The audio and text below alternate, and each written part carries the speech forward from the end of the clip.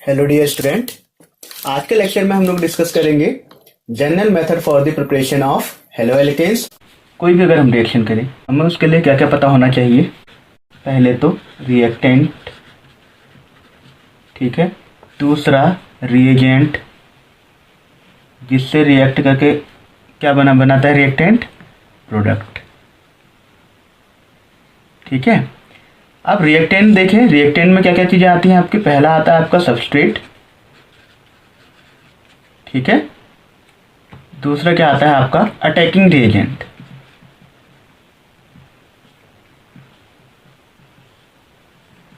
Either it is nucleophile, electrophile या other free radical. अब देखिए जो हेलो एल्केन्स बनाने की मेथड्स दी हुई हैं, कितनी मेथड्स दी हुई हैं, 3 मेथड्स दी हैं। पहला है आपका किससे, हाइड्रोकार्बन से, ठीक है, हाइड्रोकार्बन से दी हुई है, और अल्कोहल से, और क्या है आपका हैलाइड एक्सचेंज। तो देखिए प्रिपरेशन करने की हेलो एल्केन्स के 3 मेथड हैं। पहला है आपका हाइड्रोकार्बन से, अल्कोहल से और हैलाइड एक्सचेंज से। हाइड्रोकार्बन मैंने आपको बताया था पहले ही, क्या है, जो कार्बन एंड हाइड्रोजन से जो कंपाउंड बनते हैं उन्हें हम हाइड्रोकार्बन कहते हैं। जैसे आपका क्या हो गया एल्केन, ठीक है, alkene and alkyne type molecule. अब देखिए अल्कोहल मीन्स एल्काइल ग्रुप के साथ कौन सा फंक्शनल ग्रुप होगा, OH। ये क्या होगा आपका हैलाइड एक्सचेंज में क्या होगा, जो आपका ये हैलाइड ग्रुप होगा ये क्या होगा, किसी दूसरे हैलाइड ग्रुप से क्या हो जाएगा, एक्सचेंज हो जाएगा, ठीक है। हम इसे 1 बाय 1 डिस्कस करते हैं ताकि आप इसे इजीली समझ पाएँ। पहला क्या है आपका, किससे है, हाइड्रोकार्बन से, हाइड्रोकार्बन से। देखिए हाइड्रोकार्बन में जनरली आप क्या किसका यूज करते हैं, मीथेन का। Methane mean CH4। अब देखिए हाइड्रोकार्बन से अगर आप एल्केन बना रहे हैं तो उसके लिए जो बेसिक मेथड है वो क्या है आपका, halogenation. Halogenation means halide group से रिएक्शन करा देंगे, किसमें, मीथेन के मॉलिक्यूल में। देखिए रिएक्शन कैसे होती है। सपोज हमारे पास मीथेन है CH4, इसका हम क्या करा दें, हेलोजिनेशन कराना है। सपोज हम क्लोरीन लेने यहाँ पर, तो ये क्या हो जाएगा, क्लोरीनेशन, ठीक है। तो ये जो आपकी रिएक्शंस है ये किसके प्रेजेंस में होती है, लाइट के प्रेजेंस में होती है, ठीक है। और ये क्या होता है आपका होमोलिटिक क्लीवेज। ये चीज़ें आप माइंड में रखते जाइएगा, इससे काफ़ी क्वेश्चंस आते हैं एग्जामिनेशन में, ठीक है। ये आपका क्या है, मीथेन है, ये आपका क्लोरीन मॉलिक्यूल्स है, ठीक है। इसमें फोटोकैटालिटिक क्या हो रहा है, क्लीवेज हो रहा है, ठीक है। होमोलिटिक क्लीवेज में क्या होता है, फ्री रेडिकल फॉर्म होते हैं, ठीक है। तो देखिए CH4 मॉलिक्यूल है, ये रिएक्शंस तब तक होती जाती है जब तक सारे के सारे हाइड्रोजन रिमूव ना होकर के इसके बदले क्या ना आ जाए, क्लोरीन आइटम ना आ जाए, ठीक है। पहले क्या बनेगा आपका, देखिए CH3Cl, एक HCl निकल जाएगा। फर्दर इसमें रिएक्शंस होगी, इस वाले मॉलिक्यूल में क्या बन जाएगा, एक हाइड्रोजन आइटम एलिमिनेट करते जाइए, उसमें क्या ऐड करते जाइए, क्लोरीन आइटम। तो ये क्या बन जाएगा आपका CH2Cl2, ठीक है, प्लस एक हाइड्रोजन आइटम एलिमिनेट कर दिए CHCl3 एंड फाइनली क्या बन जाएगा आपका CCl4, ठीक है। तो इसमें अगर आप ध्यान दें क्या हो रहा है हेलोजिनेशंस में, ये सारे के सारे जो आपके प्रोडक्ट फॉर्म हो रहे हैं ये क्या है आपके हेलो एल्केन्स है। जैसे ये देखिए आपका क्या है, मिथाइल क्लोराइड, कॉमन नेम इसका, और IPAC नेम क्या हो जाएगा, क्लोरोमीथेन, क्या हो जाएगा, क्लोरोमीथेन, ठीक है। ये आपका होगा डाइक्लोरोमीथेन, ये क्या हो जाएगा आपका ट्राइक्लोरोमीथेन, या इसे आप क्या कहते हैं, क्लोरोफॉर्म, ठीक है। ये हो जाएगा आपका कार्बन टेट्राक्लोराइड, ठीक है। अब यहाँ पे ध्यान दीजिए इस प्रोसेस में होता क्या है आपका बेसिकली। देखिए ये जो रिएक्शंस हैं ये लैब में प्रिपेयर नहीं की जाती। ये क्या है आपकी एक इंडस्ट्रियल मेथड है। क्या है? इंडस्ट्रियल मेथड है। ठीक है, लैब में आप ये रिएक्शंस नहीं करवा सकते क्योंकि ये बहुत ही फास्ट रिएक्शंस होती है और कंट्रोल नहीं किया जा सकता इस रिएक्शन को, इसलिए इंडस्ट्रियल मेथड है, लैब में यूज नहीं की जाती। और दूसरा ये क्या है, देखिए इसको आप कहीं पर भी स्टॉप नहीं कर सकते। सपोज अगर तो मीथेन बनाना है तो रिएक्शन यहीं पे स्टॉप नहीं होगी। अगर आप इसका होमोलिटिक क्लीवेज करा रहे हैं या क्लोरीनेशन करवा रहे हैं तो ये रिएक्शन यहीं पे स्टॉप नहीं होगी। ये कब तक होती रहेगी, जब तक कि सारे के सारे हाइड्रोजन रिमूव होकर उसके बदले क्या ना आ जाए, क्लोरीन का एटम ना आ जाए।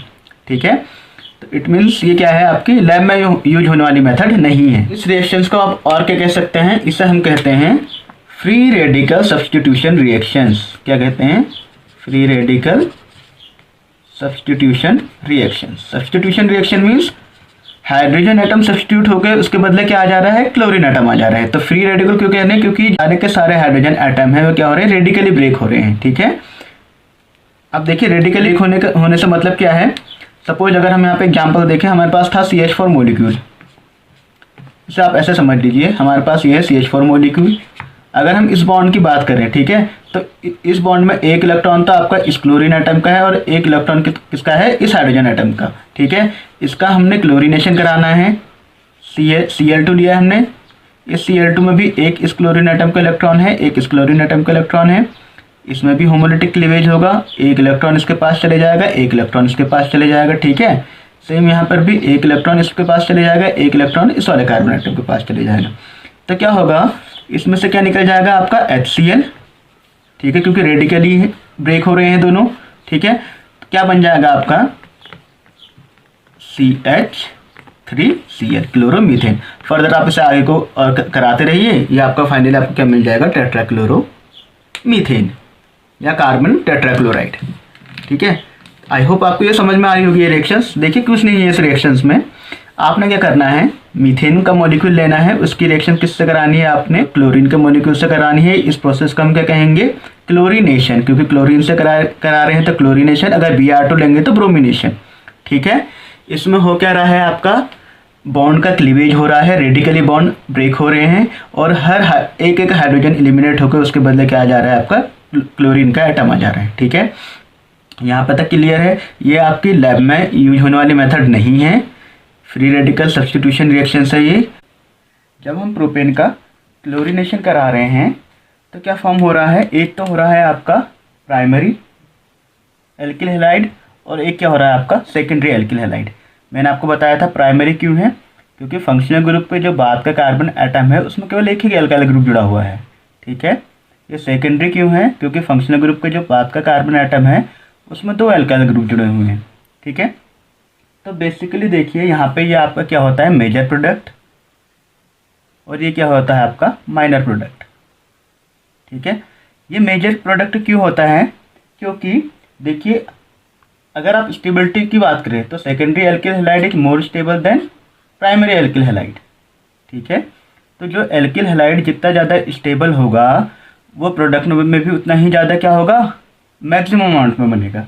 ठीक है, तो मेजर प्रोडक्ट कौन सा होगा, सेकेंडरी एल्किल हैलाइड 2 क्लोरोप्रोपेन और ये क्या है आपका 1 क्लोरोप्रोपेन।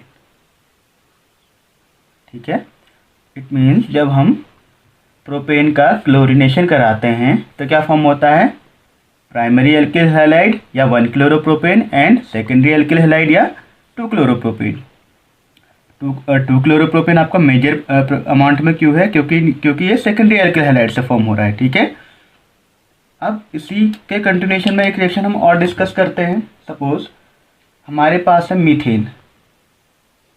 ठीक है, इसकी रिएक्शन हम कराएं I2 से, तो ये जो रिएक्शन होती है ये रिवर्सिबल रिएक्शन होती है। ठीक है, रिवर्सिबल रिएक्शन होने के साथ साथ ये क्या फॉर्म करता है, आयोडोमीथेन प्लस HI। अब यहाँ पे देखिए ये क्वेश्चन जो है आपका एग्जामिनेशन पॉइंट ऑफ व्यू से बहुत ज़्यादा इंपॉर्टेंट है। इसमें काफ़ी तरह के सवाल आते हैं। पहला सवाल ये है, देखिए ये रिएक्शन आपकी रिवर्सिबल क्यों है। पहले तो देखिए ये आपका क्या है, हाई टेम्परेचर पर रिएक्शंस होती है, हीट कर रहे हैं आप इस रिएक्शंस को। दूसरा जो आपका HI यहाँ पे फॉर्म हो रहा है ये किसकी तरह एक्ट करता है, स्ट्रॉन्ग रिड्यूसिंग एजेंट। ये आपका स्ट्रॉन्ग रिड्यूसिंग एजेंट की तरह एक्ट करता है। अगर आपका HI स्ट्रॉन्ग रिड्यूसिंग की तरह एक्ट करेगा तो ये जो आपका मिथाइल आयोडाइड फॉर्म हुआ है ये वापस किस में कन्वर्ट हो जाएगा, आपका मीथेन में। ठीक है, तो इस ड्रॉबैक को कम करने के लिए हम इसमें क्या यूज करते हैं, HiO3 या कोई भी जो क्या हो आपका स्ट्रॉन्ग ऑक्सीडाइजिंग एजेंट। ठीक है, स्ट्रॉन्ग ऑक्सीडाइजिंग एजेंट क्या करेगा, वह इस HI के जो स्ट्रॉन्ग रिड्यूसिंग एजेंट है इसके इफेक्ट को क्या कर देगा, कम कर देगा। ठीक है, तो जो हमें प्रोडक्ट में आपका मिथाइल आयोडाइड फॉर्म हो रहा है ये वापस से आपके मीथेन में कन्वर्ट नहीं होगा। ठीक है, तो अगर हम इस रिएक्शन को कंप्लीट करें तो इस रिएक्शन को हम कैसे लिखेंगे, देखिए पहले था हमारे पास CH4, इसकी हमने आयोडीन से रिएक्शंस कराई, ये आपकी रिवर्सिबल रिएक्शन है। हमारे पास क्या फॉर्म हुआ, CH3I प्लस HI आपका स्ट्रॉन्ग रिड्यूसिंग एजेंट है, इफेक्ट को कम करने के लिए हम HiO3 का यूज करते हैं। तो ये क्या फॉर्म कर देगा, 3I2 प्लस 3H2O। इस रिएक्शन को आप बैलेंस कर लेंगे, 5HI लग जाएगा यहाँ पे। ठीक है, तो ये तो आपकी कुछ बेसिक्स रिएक्शंस थी क्या बनाने की, हेलो एल्केन्स बनाने की हाइड्रोकार्बन से। ठीक है, पहला आपने देखा क्लोरीनेशन, दूसरे में आप देख रहे हैं कि प्रोपेन का क्लोरीनेशन करके हमें क्या मिला, 1 क्लोरोप्रोपेन एंड 2 क्लोरोप्रोपेन। उसके बाद हमने देखा अगर हम आयोडीनेशन करते हैं तो मीथेन से क्या मिलता है हमको, मिथाइल क्लोराइड। मिथाइल क्लोराइड के साथ साथ हमें एक एक्स्ट्रा प्रोडक्ट मिलता है हाइड्रोजन आयोडाइड, जो क्या है आपका स्ट्रॉन्ग रिड्यूसिंग एजेंट है। रिड्यूसिंग एजेंट होने के साथ साथ ये जो आपका मिथाइल आयोडाइड फॉर्म हुआ है इसे वापस किस में कन्वर्ट कर देता है, मीथेन में कन्वर्ट कर देता है। इसके लिए हम क्या करते हैं, एक स्ट्रॉन्ग ऑक्सीडाइजिंग एजेंट का यूज करेंगे जो इसके इफेक्ट को कम कर देगा। तो अगर हम इस रिएक्शन को देखेंगे हमें ये इस फॉर्म में मिलेगी। ठीक है, तो चलिए अब हम सेकेंड रिएक्शंस की ओर बढ़ते हैं, जहाँ पे हम क्या करेंगे, एल्कीन से क्या फॉर्म करेंगे, हेलो एल्कीन। ठीक है, एल्कीन से हेलो एल्कीन बनाने के लिए देखिए हमारे पास कितने टाइप्स के एल्कीन है। पहला है हमारे पास सिमेट्रिकल एल्कीन,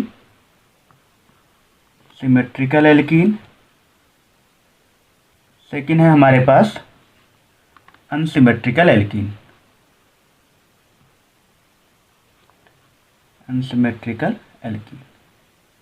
ठीक है, अनसिमेट्रिकल किसे कहेंगे, अगर एल्कीन मोइटी के बाहर इधर तो आपके 2 कार्बन एटम हैं, इधर आपका एक ही कार्बन एटम है।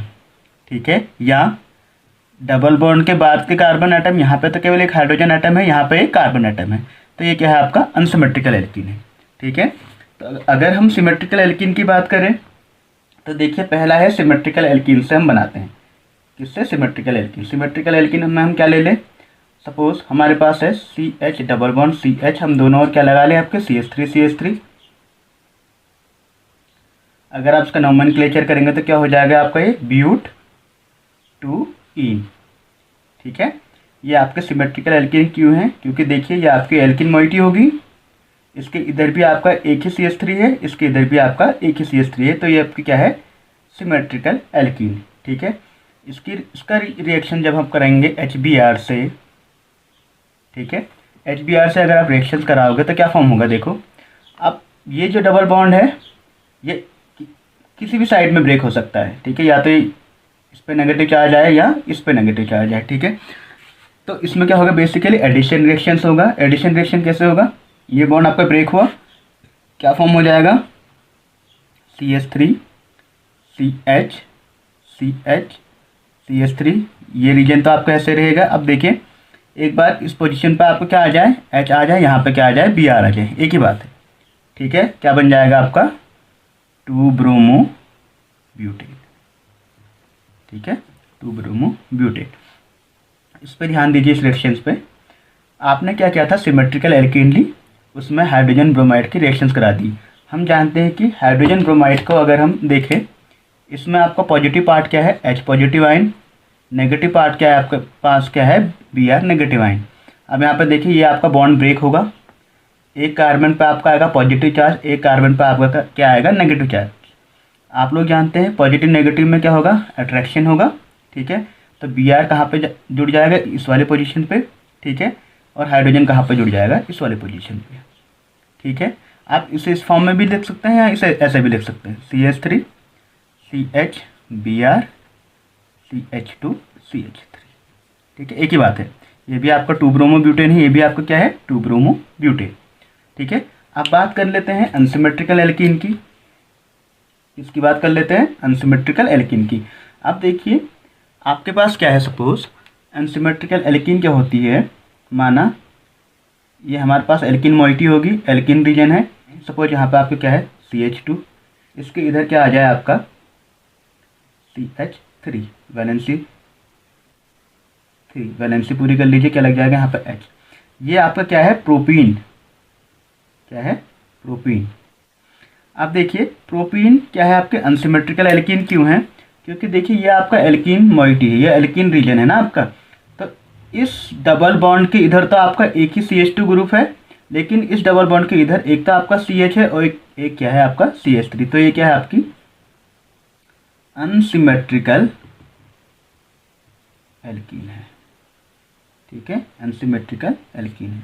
इसकी जब रिएक्शंस कराएंगे सेम HBr से, मैंने अभी आपको बताया था H क्या आपका पॉजिटिवली चार्ज है, Br क्या है नेगेटिवली चार्ज। यहाँ पे देखिए अगर इसमें दो कंडीशन है, अगर आपको यहाँ पे कोई दूसरी कंडीशन नहीं दी, मीन्स कोई पेरोक्साइड नहीं दिया हुआ है, पेरोक्साइड नहीं दिया हुआ है, तो ये मार्कोनिकॉफ रूल को फॉलो करती है। किसको करती है, मार्कोनिकॉफ रूल को फॉलो करेगी। मार्कोनिकॉफ रूल क्या कहता है, किसी भी अनसिमेट्रिकल एल्कीन में हाइड्रोजन आयन वहाँ पर ऐड होता है जहाँ पे नंबर ऑफ हाइड्रोजन एटम क्या हो ज़्यादा हो। तो देखिए अनसिमेट्रिकल एल्कीन का जो एल्कीन मोइटी है, यहाँ पे H कहाँ ऐड हो जाएगा इस CH2 पे, क्योंकि यहाँ पे हाइड्रोजन एटम ज़्यादा है। Br कहाँ पे ऐड हो जाएगा इस CH पे, क्योंकि यहाँ पे हाइड्रोजन एटम क्या है कम है।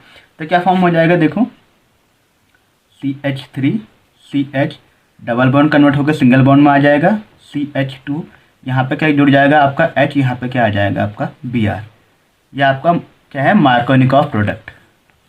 ठीक है, अगर हम बात करें, अगर इसी केस में, इसी वाले केस में आपके पास पेरोक्साइड आ जाए, suppose CH3 CH double bond CH2 unsymmetrical alkene HBr, यहाँ पे पेरोक्साइड ले लें हम। पेरोक्साइड मीन्स जिसमें ऑक्सीजन सिंगल बॉन्ड ऑक्सीजन ये वाली मोइटी हो, जैसे आप hydrogen peroxide, benzoyl peroxide etcetera.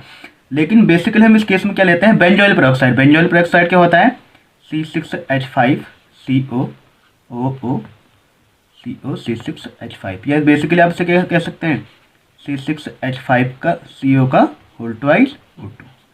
तो देखिए ये रीजन क्या है आपका पेरोक्साइड है। पेरोक्साइड क्या इफेक्ट करता है इसमें, इस केस में क्या हो जाता है हाइड्रोजन वहाँ पे ऐड होता है जहाँ पे नंबर ऑफ हाइड्रोजन एटम क्या है कम है। ठीक है, इसका अपोजिट हो जाएगा एंटी मार्कोनिकॉफ ना, एंटी मीन्स जो मार्कोनिकॉफ जो कह रहा है उसका अपोजिट हो जाना। ठीक है, तो क्या बन जाएगा देखो CH3 CH single bond CH2 double bond convert हो जाएगा। अब देखिए यहाँ पे क्या ऐड हो जाएगा आपका H, क्योंकि नंबर ऑफ हाइड्रोजन एटम कम है, एंटी मार्कोनिकॉफ प्रोडक्ट बनेगा। यहाँ पे क्या हो जाएगा आपका Br। Examination point of view से ये काफ़ी इंपॉर्टेंट क्वेश्चन है, Markovnikov and anti Markovnikov rule. ठीक है, मार्कोनिकॉफ रूल को आप एक बार और देख लीजिए। देखिए क्या था हमारे पास, अनसिमेट्रिकल एल्कीन था, propene CH double bond CH2 single bond CH3। ठीक है, ये कंडीशन थी हमारे पास। अब इसमें देखिए अगर आपके पास कोई भी पेरोक्साइड नहीं है, ओनली HBr है, कोई भी पेरोक्साइड नहीं दिया हुआ है, तो ये किसको फॉलो करेगा मार्कोनिकॉफ रूल को फॉलो करेगा। मार्कोनिकॉफ रूल में क्या करेगा देखो, हाइड्रोजन एटम कहाँ पर जुड़ेगा जहाँ पे नंबर ऑफ हाइड्रोजन एटम ज़्यादा हैं, ब्रोमीन एटम कहाँ पर जुड़ेगा जहाँ पे नंबर ऑफ हाइड्रोजन एटम कम है। तो क्या फॉर्म हो जाएगा CH2, यहाँ पे एक H जुड़ जाएगा, यहाँ पे क्या आ जाएगा आपका एक Br। ये आपका क्या है मार्कोनिकॉफ प्रोडक्ट। ठीक है, वही दूसरा केस ये है, अगर आपको HBr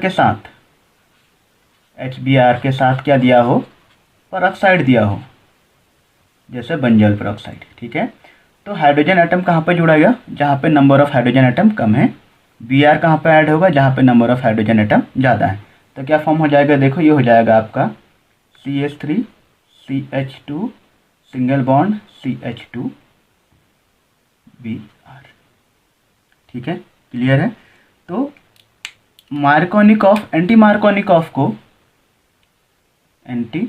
मार्कोनिकॉफ को और दो नाम से क्या कहते हैं इसे, एक तो कहते हैं इसे कोरास इफेक्ट, ठीक है, और एक इसे कहते हैं पेरोक्साइड इफेक्ट। एग्जामिनेशन में कोई भी नाम से अगर आपका क्वेश्चन आए ताकि आप उससे कर पाओ, ठीक है। इसके लिए एप्लीकेबल है आपका HBr के लिए, HBr के लिए ही एप्लीकेबल है। क्या कंडीशन है इसकी, या तो आपके पास एक तो आपके पास HBr हो, दूसरा क्या हो, पेरोक्साइड हो, ठीक है। HI एंड HCl के लिए एप्लीकेबल नहीं है, नॉट एप्लीकेबल। कौन, आपका एंटी मार्कोनिकॉफ, ठीक है।